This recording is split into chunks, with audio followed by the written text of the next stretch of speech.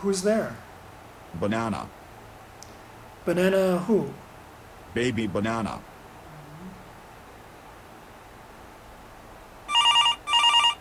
Who's there? Banana. Banana who? Big banana. Who's there? Banana. Banana who?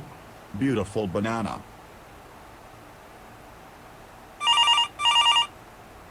Who's there? Banana. Banana who? Broken banana.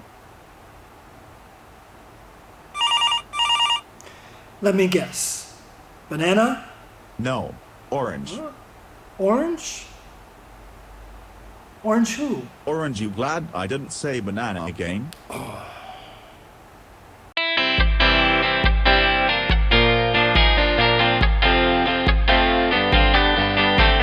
So you might not be tired of bananas, but aren't you glad I didn't say idiom again? If you don't understand what I just said, then you better go check out the idiom playlist. By the way, I just said aren't you glad when it should be aren't you glad? This is an example of humorous speech called a pun, which uses a word that sounds similar to make the meaning funny. But that's a topic for another video. What topic was I going to talk about? Oh right, I haven't told you yet. Interjections. These are expressions that stand on their own that we use in speech to show a spontaneous feeling or reaction. When seen in written conversation, it can be difficult for an English learner to recognize the significance of an interjection because they are in the habit of just reading text without feeling. But it is the interjection that helps us understand the mood of the speaker and clues us in on the true meaning of the sentence.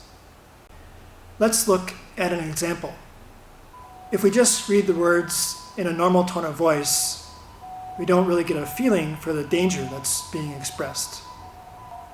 Hold on, it's going to be a bumpy ride. But once we get a feeling of the interjection, we can better understand what the speaker is trying to say. Hold on, it's going to be a bumpy ride. Here are some other examples of interjections. First, I'll read the sentence in a normal tone of voice. And then I'll use the emotion from the interjection. Note the difference in feeling between the two sentences. Brr, it's freezing outside. Brr, it's freezing outside. Wow, what an amazing speech. Wow, what an amazing speech. Ew, that dead fish is so gross. Ew, that dead fish is so gross. Now where did I put my phone? Now where did I put my phone? Yeah, we're number one.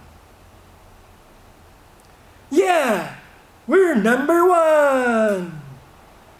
These are just a few common examples to get you started. The next time you're looking at a written English conversation, pay attention to the interjections to get a better feel of what the speaker is trying to express. Oh yeah, your English is improving. Did you enjoy this lesson? Or do you want to go back to the idioms? What do you want to learn next? Let me know. See you soon. Interjections are expression. Interjections are expression. Interjections are expression.